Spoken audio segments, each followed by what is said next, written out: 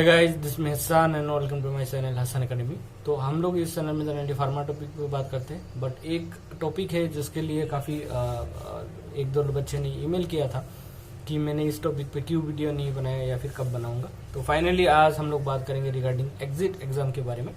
तो ये एग्जाम क्या है क्या नहीं है उसका रिगार्डिंग डिटेल्स में बोलूंगा, और लास्ट तक देखना कि इस एग्जाम का जो पैटर्न होगा उसके बारे में भी बात करूंगा। और काफ़ी लोगों का कुछ डाउट था, मैं जितना हो सके क्लियर करने की कोशिश करूंगा। तो सबसे पहले कुछ बैचलर बच्चे पूछ रहा था कि क्या सर इस एग्ज़ाम हम लोगों के लिए भी होगा या फिर आगे आने वाला दिनों में आएगा ऐसा।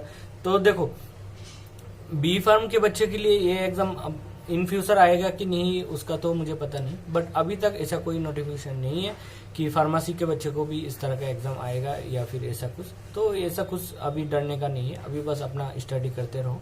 और बाकी जो डिप्लोमा के लोग हैं वो भी इस चीज़ से इतना डरने का कुछ बात है नहीं, बस आपने जो भी 2 साल में पढ़ाई की हो उसके ऊपर ही एग्जाम होगा। उसके रिगार्डिंग मैं बात करूंगा कि क्या क्या सब्जेक्ट रहेगा, किस तरह से पैटर्न रहेगा, क्या होगा क्या नहीं, उसका रिगार्डिंग बात करूंगा तो आपको पता लग जाएगा। ठीक है, तो आपको बस एग्जाम देना है, क्वालिफाई कर लेना है, और उसके बाद अपना जो भी रजिस्टर्ड फार्मासिस्ट का लाइसेंस या फिर सर्टिफिकेट बोल लो उसको आपको स्टेट फार्मेसी काउंसिल से लेना है। बट इतना कुछ डरने का है नहीं यहाँ पे। ठीक है, तो सबसे पहले बात करते हैं कि ये एग्जाम का जरूरत क्यों हुआ। ठीक है, तो ये एक एग्जाम है जिसका जरूरत इसलिए हुआ क्योंकि बहुत ही ज्यादा मिसयूज हो रहा था। ठीक है, मिसयूज मतलब काफ़ी जगह में ऐसा डिप्लोमा कॉलेजेस हो रहा था जो कोई अच्छे से टीचिंग नहीं कराता था, फिर भी कुछ इस तरह से उल्टा सीधा काम करके एट द एंड उनको डिग्री मिल जाता था और then they are registered pharmacist. ठीक है, तो खास करके ये डिप्लोमा में हो रहा था ज़्यादा,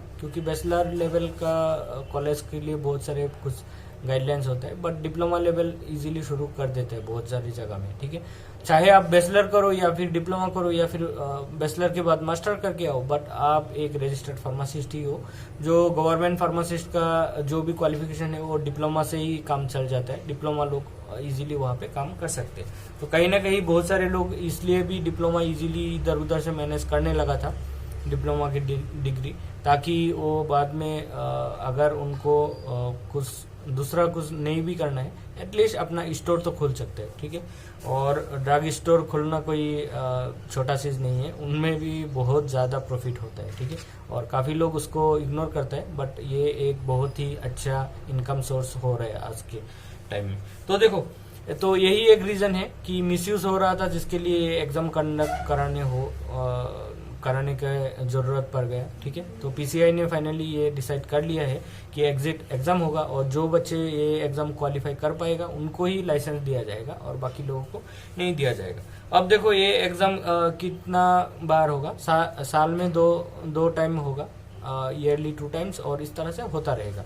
और नंबर 1 बात है कि क्या हम 1-2 बार फेल करने से क्या बाद में हमको लाइसेंस नहीं दिया जाएगा, तो ऐसा कोई बात नहीं लिखा है वहाँ पे। नंबर ऑफ अटेम्प्ट्स अनलिमिटेड है, आप चाहे 2 बार फेल हो जाओ, 3 बार फेल हो जाओ, फिर भी आप दे सकते हो और अटेम्प्ट दे सकते हो और आप क्वालिफाई करने की कोशिश कर सकते हो। हालांकि आपको फर्स्ट अटेम्प्ट में क्वालिफाई करना है, स्टडी अच्छे से करो।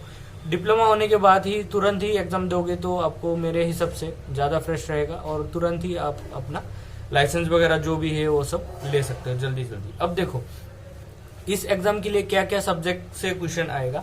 फर्स्ट ऑफ ऑल जो क्वेश्चन आएगा वो मल्टीपल चॉइस क्वेश्चन रहेगा, दैट मीन्स एमसीक्यू। ठीक है, और इतना डिटेल्स कुछ लिखा नहीं, बट हाँ कंप्यूटर बेस्ड ही होगा, जो जीपेट जैसा लेवल का ही रहेगा, ऐसे ही होगा।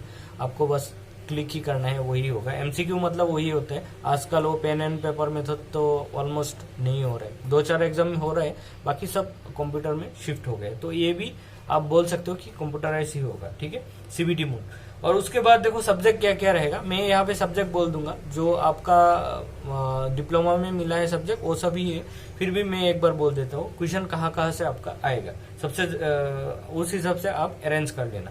फार्मास्यूटिक्स से pharmacology, pharmacognosy, pharmaceutical chemistry, biochemistry, hospital and clinical pharmacy, pharmaceutical jurisprudence, और लास्ट सब्जेक्ट है आपका ड्रग एंड स्टोर मैनेजमेंट। तो कितना हुआ, 8 सब्जेक्ट है, 8 डिफरेंट सब्जेक्ट है। तो वहां से ही आपका पेपर आएगा, और पेपर कितना आएगा, 3 पेपर रहेगा, ठीक है। आप चीजों को समझो, जो भी मैंने सब्जेक्ट बोला उसका शायद बाद में और डिस्ट्रीब्यूशन होगा कि पेपर 1 में ये आएगा, पेपर 2 में ये सब आएगा और पेपर 3 में ये 2 सब्जेक्ट आएगा। इस तरह का कुछ डिस्ट्रीब्यूशन होगा, अभी तक पता नहीं तो मैं उसके बारे में कुछ नहीं बोल सकता, ठीक है। तो 3 पेपर जो होगा, तीनों का आपका इच पेपर का टाइम कितना रहेगा, एक पेपर के लिए आपको 3 आवर्स मिलेगा। दैट मीन्स 3 पेपर के लिए कितना हो गया, 9 आवर्स। बहुत ज्यादा चांस है कि ये अलग अलग दिनों पे हो। एक दिन में तो 9 आवर्स का एग्जाम नहीं हो सकता, एक दिन में मैक्सिमम 2 पेपर ही हो सकता है, तीसरा पेपर नेक्स्ट डे में ही होगा, या फिर 3 पेपर 3 दिनों में भी हो सकते हैं। क्या होगा क्या नहीं वो आपको टाइम के साथ पता लगेगा, ठीक है। तो तीनों पेपर में जो भी आपका टोटल मार्क्स रहेगा उसका 50% आपको, मिनिमम 50% आपको पहुंचना होगा, या फिर मोर देन 50% जितना भी आप स्कोर कर पाओ वो आपके ऊपर है, ठीक है। तो मिनिमम 50% आपको क्या करना होगा, हर पेपर में लाना होगा, और ये सब करना होगा आपको एक ही अटेम्प्ट में, ठीक है। ऐसा नहीं कि हाँ इस साल का अटेम्प्ट में मैंने फर्स्ट पेपर क्वालिफाई कर लिया, अगले साल में सेकेंड और थर्ड पेपर कर लूंगा। No, in one attempt you have to qualify all the 3 paper with at least minimum 50% mark, 50 out of 100 50, जितना भी मार्क होगा टोटल उसका 50%, ठीक है। तो यही था, और नंबर ऑफ अटेम्प्ट जितना भी हो आप दे सकते हो, आपको कोई रेस्ट्रिक्शन अभी तक यहाँ पे कुछ लिखा नहीं है। बस इतना ही इन्फॉर्मेशन था, अब आपको डरने का नहीं है। काफी लोग ऐसा भी बोल रहा था कि अब शायद काफी डिप्लोमा प्लान कर रहा था लोग, वो बैचलर में शिफ्ट हो जाएगा, कि 2 साल पढ़ के अगर मुझे एट द एंड लाइसेंस नहीं मिला तो उससे अच्छा मैं 4 इयर्स बैचलर कर लेता हूँ। बट ऐसा कुछ है ही नहीं, आपको इतना नेगेटिवली सोचना ही नहीं। ये बस एक एग्जाम होगा जो आपका जो भी सब्जेक्ट है उसका ऊपर लिया जा रहा है, तो इजीली स्टडी करने का और उसको पढ़ने का कोई टेंशन नहीं लेने का, ठीक है। तो ये सिंपल सी बात है, इतना ज्यादा इसमें सीरियस मत हो। बट एक चीज तो है, जहां भी टीचिंग नहीं होता था, डिप्लोमा कॉलेज जैसे नाम का ही था, कुछ टीचिंग वगैरह नहीं होता था, वो सब अभी धीरे धीरे बंद हो जाएगा या फिर कम हो जाएगा।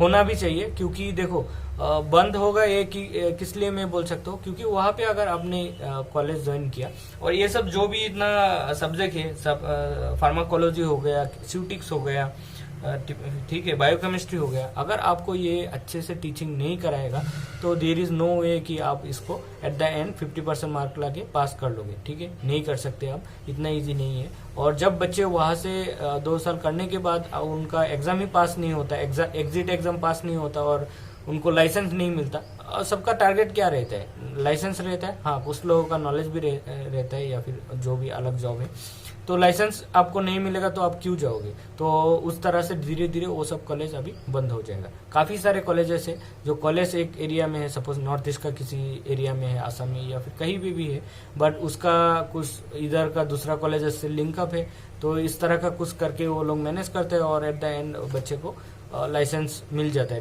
डिप्लोमा डिग्री मिल जाता है, जो अभी जाके बंद होगा, ठीक है। आने वाला दिनों में ये सब बंद होने वाला है, क्योंकि अगर वहाँ पे टीचिंग नहीं कर रहे तो बच्चे पास नहीं कर सकता और अल्टीमेटली बंद हो जाएगा।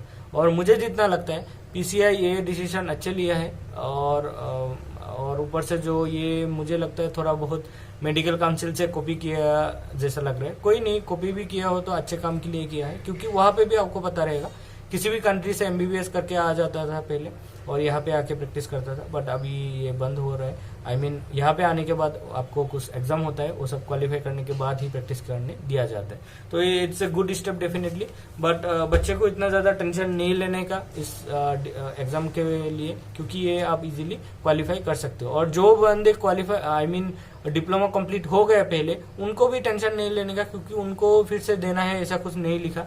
तो वो लोग भी किसी लोगों ने मुझे कॉल किया था, तो आपको भी ऐसा कुछ नहीं है, सिर्फ जो अभी रनिंग है या फिर आने वाला दिनों में उनके लिए ही है, बाकी कुछ नहीं है। बाकी एक चीज उन्होंने अच्छा रखा कि जो भी कट ऑफ है, कट ऑफ इस तरह से सेट नहीं किया कि हम cut off number of student जितने को मतलब एलिजिबल करूंगा उस हिसाब से कट ऑफ जो बनाता है वो नहीं किया, ठीक है। जो जीपेट का होता है, जीपेट का क्या होता है, एक नंबर ऑफ सेट स्टूडेंट होता है। सपोज इस बार हम 3000 to 4000 बच्चों को क्वालिफाई करूंगा, तो उस हिसाब से कट ऑफ इंक्रीज होता रहता है, या फिर अगर ज्यादा स्कोर कर रहे हो आप या फिर क्वेश्चन टफ होता है तो कट ऑफ डिक्रीज होता है, तो वो ऐसा cut off up and down होता रहे और मिनिमम एक number of student he qualify कर पाता है, ठीक है। बट यहाँ पे क्या है, आप चीजों को समझो, 50% मार्क दिया है और अगर आप मान लो कि इस साल इस एग्जाम को 5000 बच्चे ने दे रहे, हालांकि ज्यादा बच्चे देगा, 5000 बच्चे दे रहे हैं और 5000 ही पूरा सीरियस बच्चे है, और जो भी एग्जाम आया है all of them have score more than 50%, ठीक है। अगर ऐसा है, जस्ट हाइपोथेटिकल सिचुएशन सोच लो कि 10,000 बच्चे, 5000 बच्चे जितना ने अटेम्प्ट किया सबने 50% क्रॉस कर लिए, तो सभी को लाइसेंस मिल जाएगा, ठीक है। और अगर पहले का जो कट ऑफ सिस्टम होता है दूसरा एग्जाम में, अगर ऐसा होता कि हम सिर्फ एक साल में 5000 लोगों को ही क्वालिफाई कराएंगे, तो 10,000 दिया मतलब 5000 तो रुकना ही रुकना है, ठीक है। तो वो होता है एक डिसएडवांटेज, बट यहाँ पे एक एडवांटेज है कि फिक्स नंबर ऑफ मार्क है, उसको आप क्वालिफाई करना है और या फिर क्रॉस करना है, you are good to go, ठीक है। Thank you for watching this video and keep sharing, जितना हो सके शेयर करो, और अगर कुछ भी आपको जानना होगा तो आप मुझे ईमेल या फिर टेक्स्ट कर सकते हो। Thank you.